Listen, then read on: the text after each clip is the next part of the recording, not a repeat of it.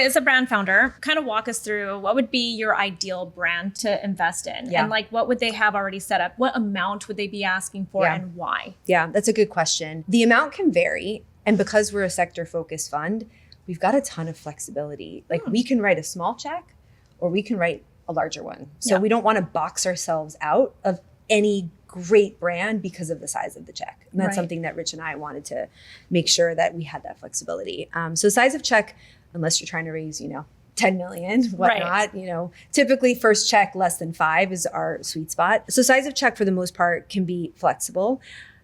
Ideally, you have a brand that's doing 1 to 2 million in revenue, which is a good proof of concept.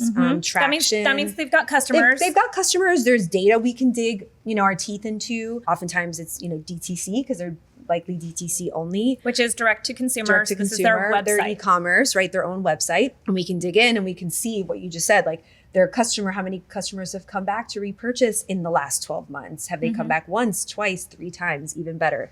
It'll vary by what you're selling because not, some things aren't as replenishable as others. But digging into DTC, you'll get some really good nuggets like your traffic, your conversion, average order value. And it's important for us to see how those are trending over time. Right. It's less the absolute number, although it's really, you want to see progression, right? Especially year over year and even month over month.